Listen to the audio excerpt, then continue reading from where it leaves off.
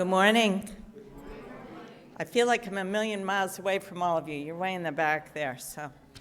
Welcome to service this morning. For those of you that may not know me, my name's Linda Diffley. I'm one of the certified lay leaders of this church, and it is an exciting day in the life of our church as our pastor Stephen is in Wildwood, New Jersey with his family for the start of the New Jersey annual conference where he will become ordained this evening at 7 o'clock.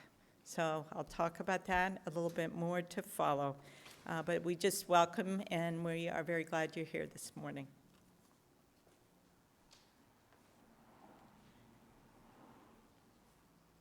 The most anticipated event on the church calendar is rapidly approaching. This event offers fun, fellowship, and an opportunity to serve our community, as well as to raise money for the operation of our church. No experience is necessary, as training is provided. Our church has a secret recipe for funnel cake in this endeavor. It is just important that each one of us participates in this ministry. The opportunity is limited in that the fair is for 4 days only. So, come join the fun. Sign up soon, as the fair is quickly approaching. If you want to sign up, you need to talk to this guy.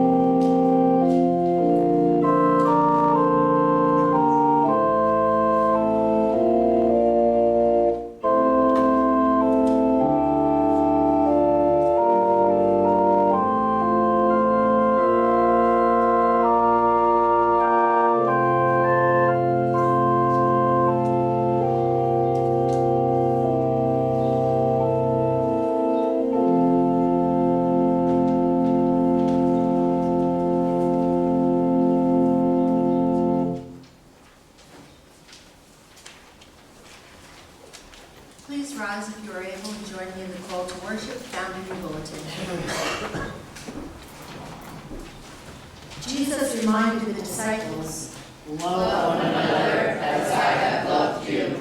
Jesus taught and witnessed to God's love. Love one another as I have loved you. Jesus encourages us to love each other with tenderness, compassion, and hope. Let us love one another as Christ loved us. Amen. Our opening hymn this morning is "This Is My Song," page 437 in the United Methodist Hymnal.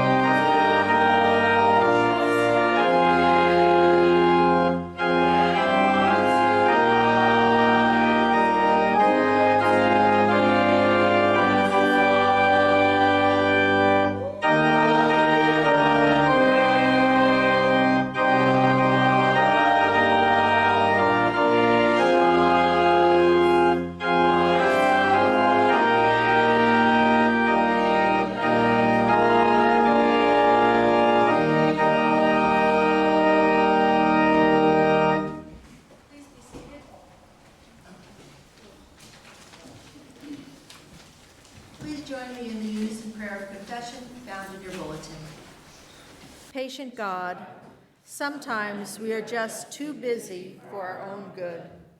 We pledge ourselves to hectic schedules, demands on time, energy, and resources that erode all too quickly.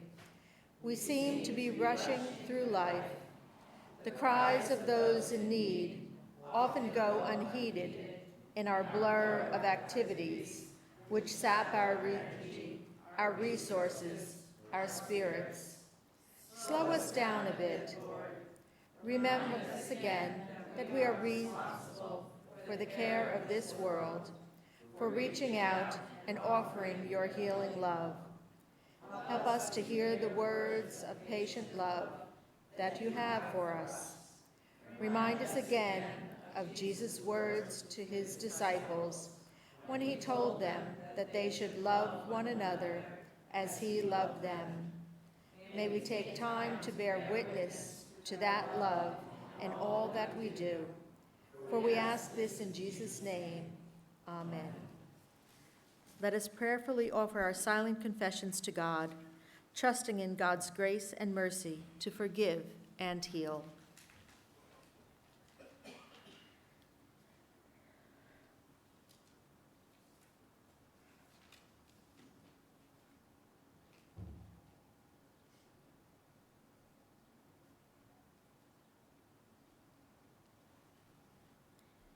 Hear these responsive words of assurance. Wherever you are, Christ is with you. You are beloved of God, and God's care will always surround you. Be at peace and rejoice. In the name of Christ, you are forgiven. In the name of Christ, you are forgiven. Amen. Jesus came to bring peace among us. Let us sow the seeds for peace in our world by sharing the peace of Christ with one another, stranger and friend alike. May the peace of Christ be with you. And also with you. I invite you to pass the peace.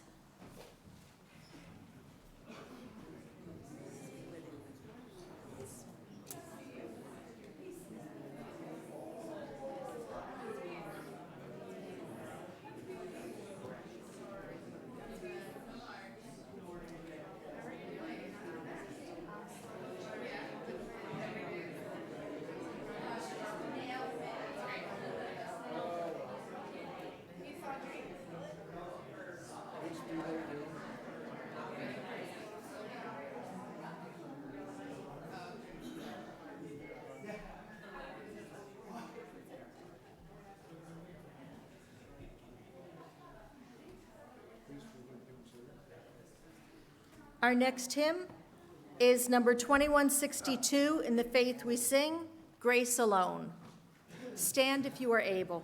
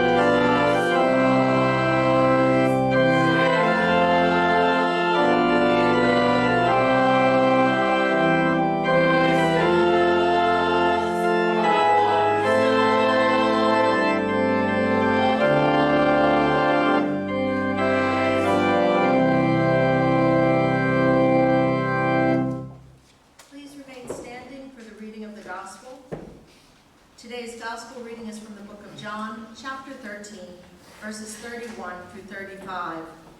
Jesus predicts Peter's denial. When he was gone, Jesus said, "Now the Son of Man is glorified, and God is glorified in him. If God is glorified in him, God will glorify the Son in himself and will glorify him at once. My children, I will be with you only a little longer.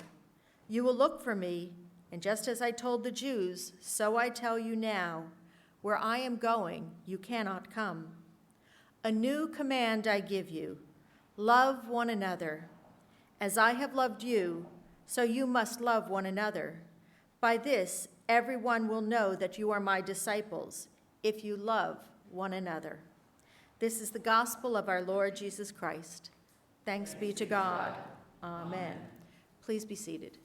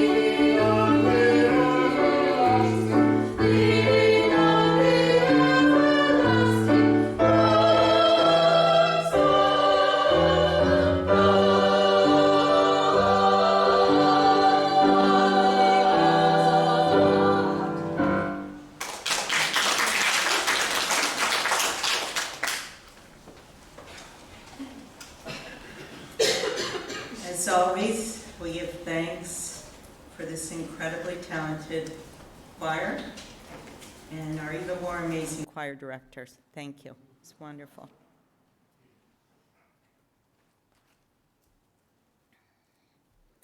Will you pray with me? May the words of my mouth and the meditations of my heart be acceptable to you, Lord, my rock and my redeemer. Amen. So again, for those of you that may not be familiar with me, my name's Linda Diffley. I'm one of the certified lay servants here at our church. And I'm here today for a wonderful reason, because it's an exciting day for our church today, as our beloved Pastor Stephen is at the first day of the Greater Annual New Jersey Conference for the United Methodist Church in Wildwood, New Jersey, with his family, where this evening he will become fully ordained as a minister in the United Methodist Church. For those of you that are visiting our church today, well, Pastor Stephen's been with us since July of 2017. He's been actually going through a multi-year process of becoming fully ordained in the United Methodist Church.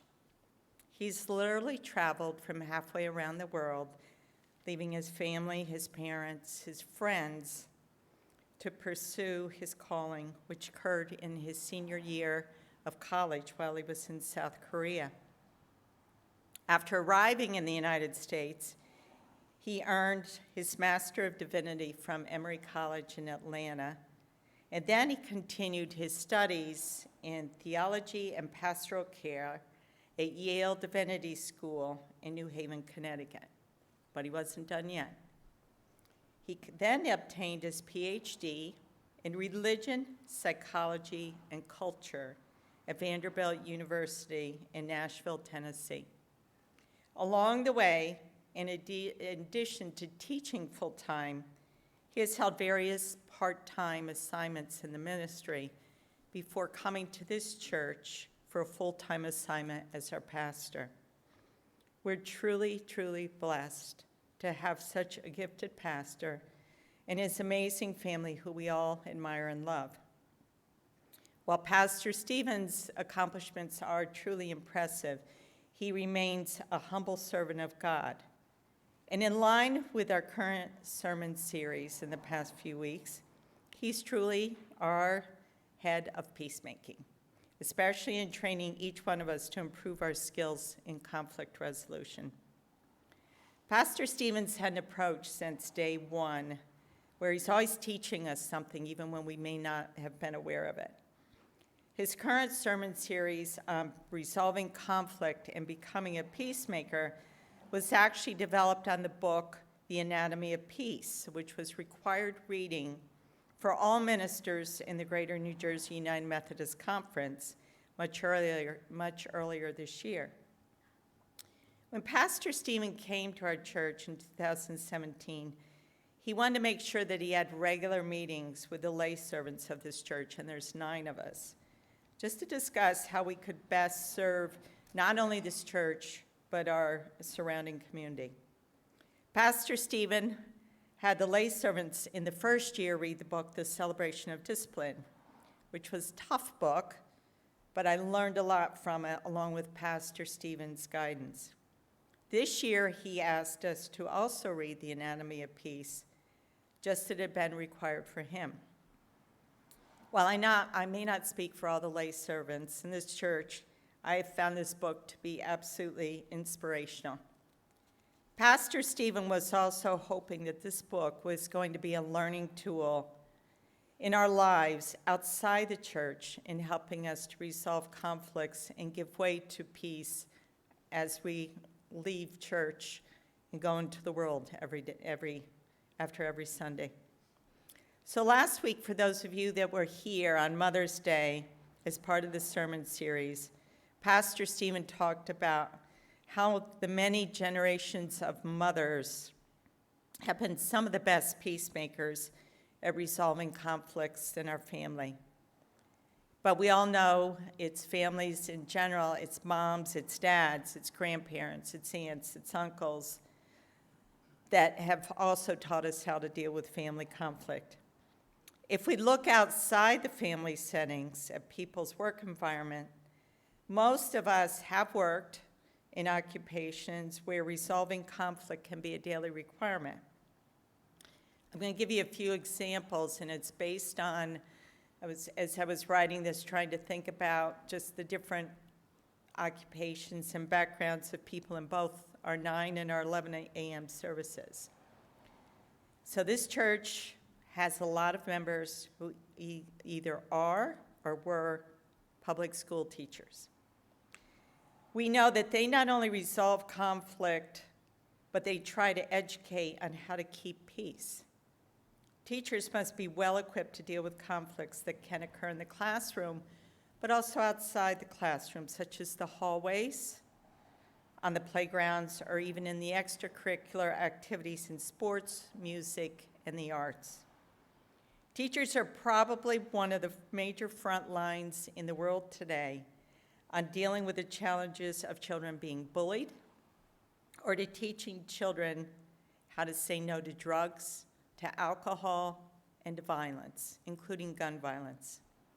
I have a tremendous respect for our teachers as they work to make a positive difference in the life of children. We also have a lot of members of this church that are or were in the police force, or there's a few moms out here that either have children that are in the police force or were in the police force. There's probably no better example of an occupation where resolving conflict and keeping or creating peace is so critical in our towns, communities, and state. Police are put in some of the most difficult and probably life-threatening situations at times, trying to resolve conflict. It's a peacemaking job that requires deep dedication and a willingness to put oneself in danger at times while trying to achieve peace. And with Memorial Day a little more than a week away, it's important that we think about all of those that have served in the military or that are currently serving in the military. These are positions of creating peace, keeping our country safe and free with some amazing stories of peacemaking accomplishments. But also, it can be at the expense of someone losing their life in pursuit of peace and the freedom that we so richly have in this country, as well as countries that the United States partners with. The journeys of all of these examples of peacemakers requires a deep dedication to what they do, but you also hope they have a strong dose of personal faith as well. For me personally, I've spent almost 40 years employed in large corporate manufacturing industries where I worked with industrial factories in the United States as well as other countries. I had the opportunity several times to have assignments for labor relations, which was probably some of the most stress-filled assignments. It was always critical in our discussions to get perspective as first part of dialogue before anything would ever start. So in any type of negotiation labor, the biggest ingredient to resolving conflict and finding that peaceful resolution was the ability to get both sides to try to keep an open mind and listen to what the other person has to say. I personally believe the biggest compliment you can give anyone is to take time and listen. Well, it might sound like something that a mom might say. Starting off a discussion by sharing something positive as well normally help the tone of the discussions. It could sometimes break the tension or the anticipated tension, which would also help with the environment where listening could become a little bit easier. There was also a major life lesson that I learned while in college that helped me in my job with having those difficult conversations from one of my favorite and most influential college professors. In my first 2 years of college, I had the pleasure of having the Dr. George B. Holly as one of my professors of economics and business law classes. He was actually an instructor I had for 4 different classes. Dr. Holly was this amazing educator who had come from the southern part of the United States to go to school in New York City at New York University, where he would ultimately earn his bachelor's, his master's, as well as his PhD in economics. He worked his way through college, working between 40 and 60 hours a week as a New York City cab driver. He was a short and slightly round black man, but who was always the best dressed professor on campus. And campus didn't have a very diverse student population, so let's just say he stood out, but in a magnificent way. He was a master educator who also gave incredible insight on life lessons on how to earn and keep respect in the workplace. He taught us that it was critical to get people to respect each other during tough discussions and negotiations, especially if the discussion became negatively personal and emotional. From his lessons, I would frequently advise sparring co-workers, you don't have to like each other, you don't have to love each other, but I need you to respect each other in terms of respecting what this person might be doing in their position or where they're coming from. With my strong faith, which many of them that were at the negotiation table might not have been personally aware of, it took a lot for me not to just sit in that room and openly pray for strength to work through those negotiations. But I can tell you I spent a lot of time outside of the negotiation room praying to God for strength and vision to help resolve that conflict. Thankfully, Dr. Holly's education, my faith, and some answered prayers made some of those toughest negotiations have very positive results. Outside of work and school, our sources, sometimes when we're looking to how to resolve a conflict, we might see a magazine article, we might look at something on the internet, or we might take a look at a book that's highly recommended, or ask a friend for advice. In the book, The Anatomy of Peace, that Pastor Stephen has the other lay servants and me reading, there are some great insights that have helped me in thinking about how we deal with conflict and become a peacemaker in all parts of our life. One of the most critical points from the book was discussed last week by Pastor Stephen in his sermon, and it bears repeating again. When we stereotype people that we might conflict with and put them into categories, we fail to see them as the individuals that they are. If we lose sight of the fact that each person is a unique child of God, then we start to see people as things and objects and not as individuals. And we don't see them as that unique child of God that they are. This becomes even more tragic if you don't know the person, but you might have lumped them into a category or a group. And examples are, you have simple categories. Somebody can be married versus single or divorced.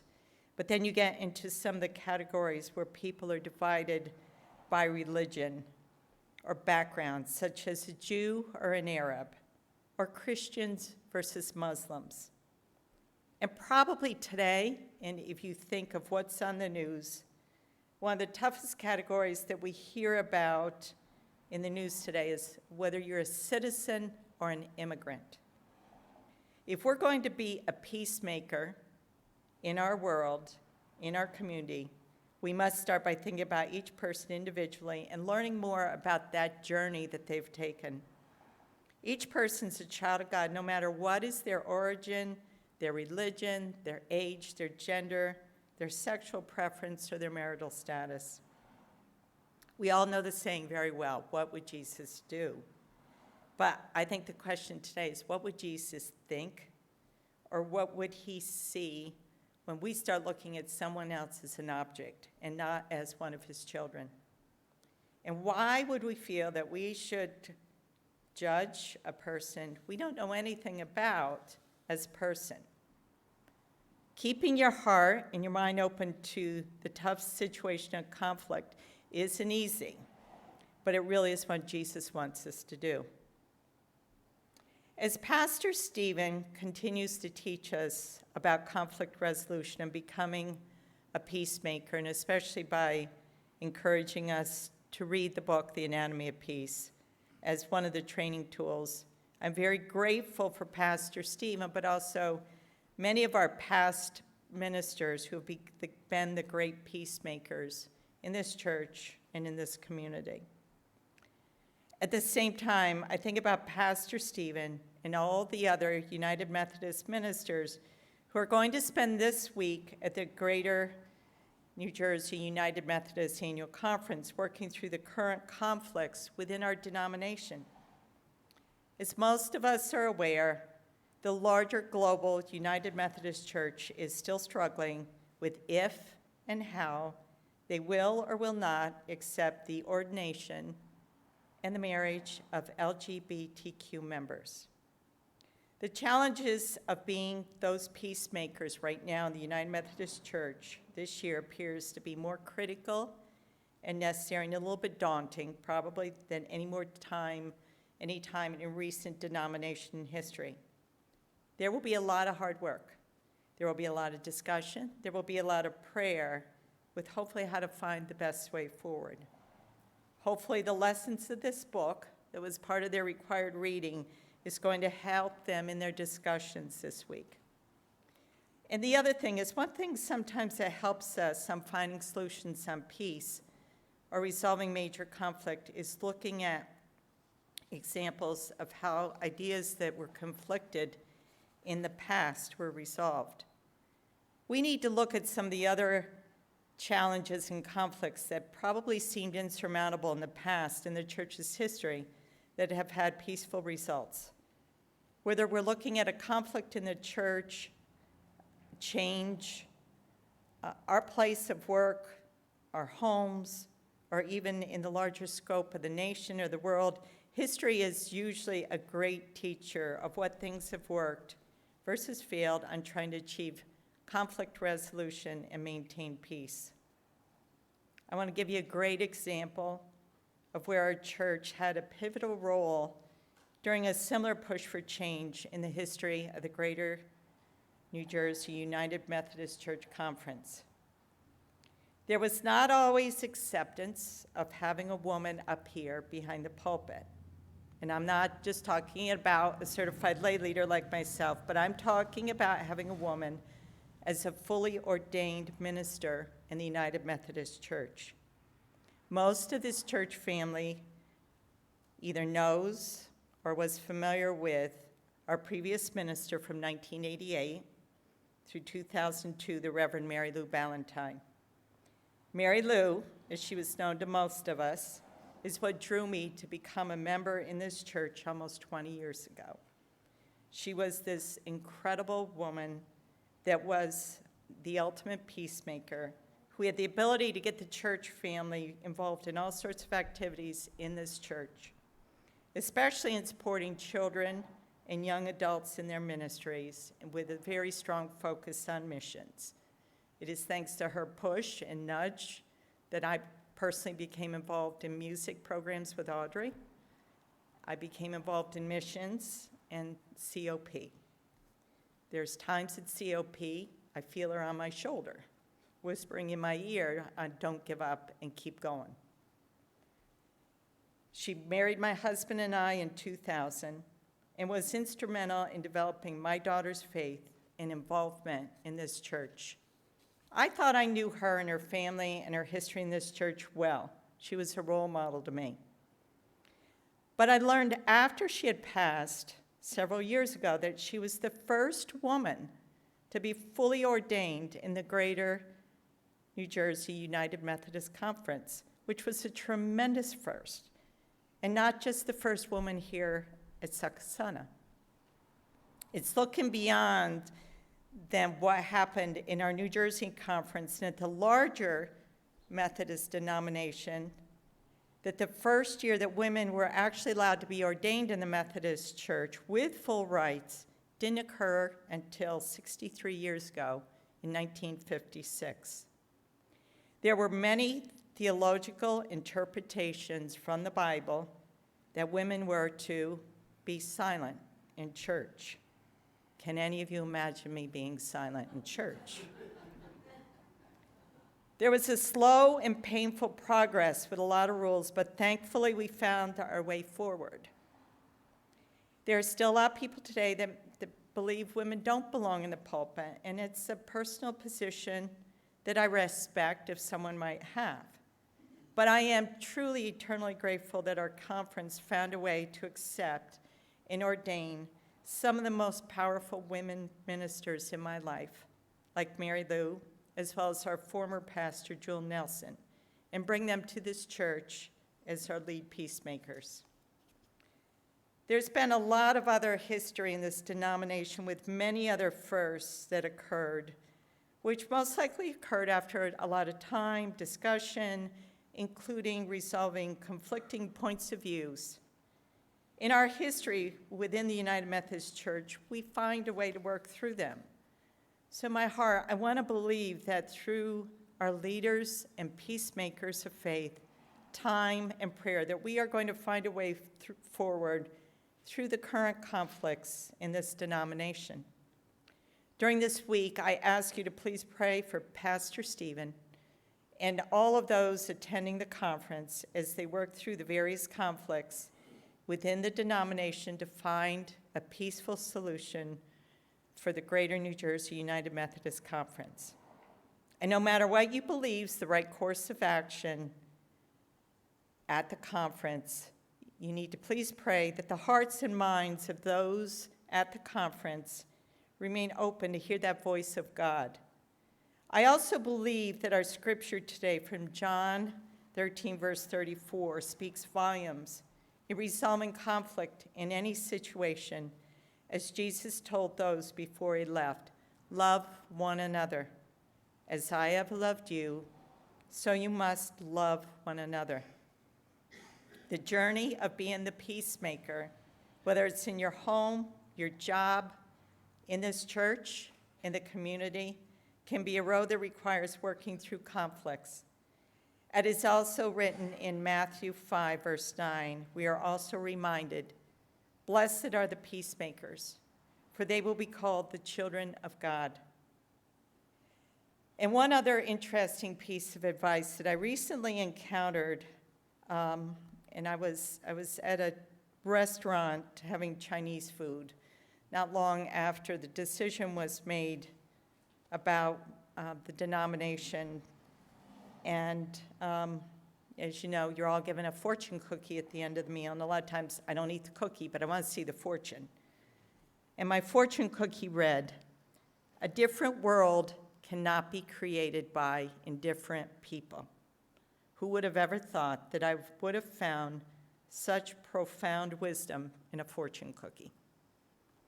I wish today that you can all find the way to keep your hearts open and listen to hear those individual voices when you're faced with resolving conflict. Look at those that might not always agree to you, that might not always agree with you as a fellow child of God. And try not to look at them as an inanimate object or a thing. I ask you to rise up, take the journey, and become the peacemaker that God intended each one of us to become.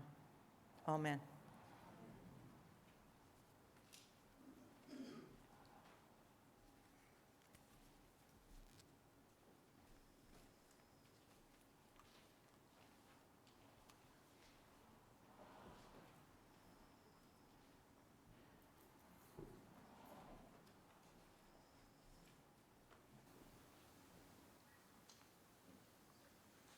I'm going to come down here for the prayers because I feel like you're so far away. So we have a lot of joys and we have some tough concerns as we go into prayer. Just a few I want to make sure I lift up from the earlier service.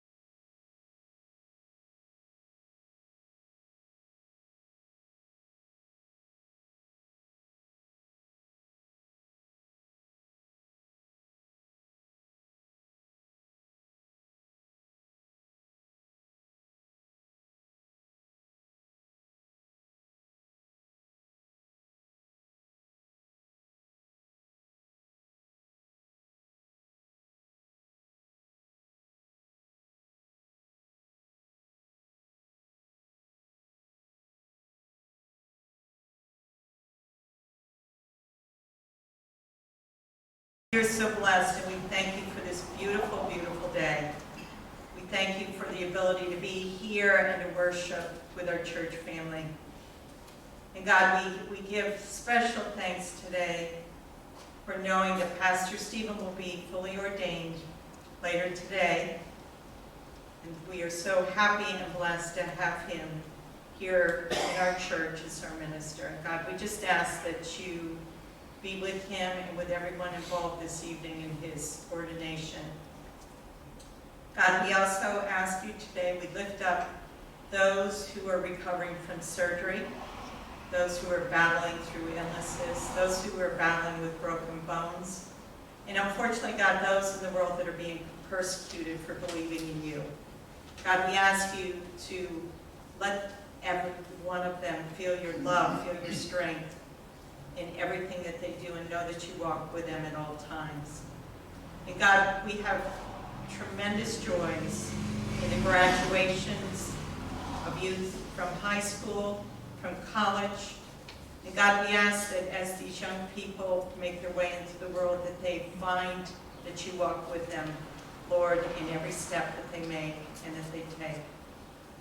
God, we know that being a peacemaker is not always easy, and we know that at times conflicts are very difficult to resolve, but we ask that you find a way to allow us all to keep our mind and our hearts as open and live in the moment of remembering that you are there with us and that you are there to help us find that solution for peace, God, that is so critical in everything we do. God, please allow us to walk in your footsteps and hopefully do the things and say the things that you would want us to do. And now, God, with all the power and strength, we pray the prayer that you have taught us. Our Father, who art in heaven, hallowed be thy name. Thy kingdom come, thy will be done, on earth as it is in heaven. Give us this day our daily bread, and forgive us our trespasses, as we forgive those who trespass against us. And lead us not into temptation, but deliver us from evil. For thine is the kingdom, and the power, and the glory forever. Amen. As we go into our time of offering, at the end of the pews, would you please take the time, if you haven't done so already, to fill out the forms, the attendance forms for today. It's always, even though you know you're here, we know you're here, those of us that are here, it's good. Pastor Stephen likes to know who's here and if there's any concerns that you may need to have. As it was mentioned earlier, if there are any emergencies during the week, please feel free to call the church number and someone will reach out to help you, or please feel free to call me directly. Thank you.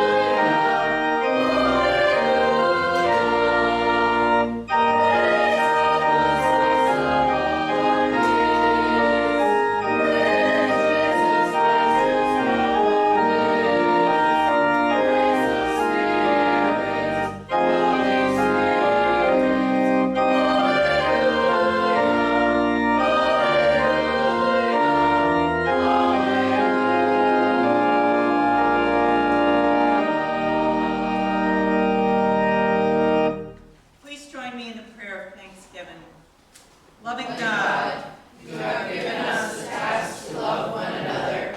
May the gifts we offer bring love and light to others. May the love you share bring hope to a world that has forgotten how to love. Amen. would you please stand as you're able and join in our last hymn, Make Me a Channel of Your Peace, found on page 2171 of The Faith We Sing.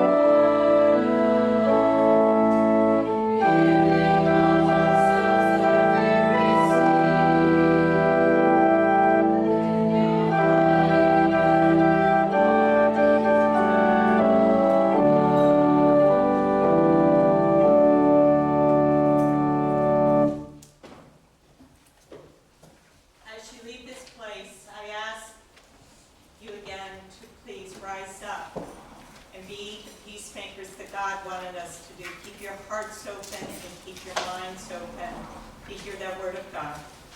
Go in peace. In the name of the Father, the Son, and the Holy Spirit. Amen.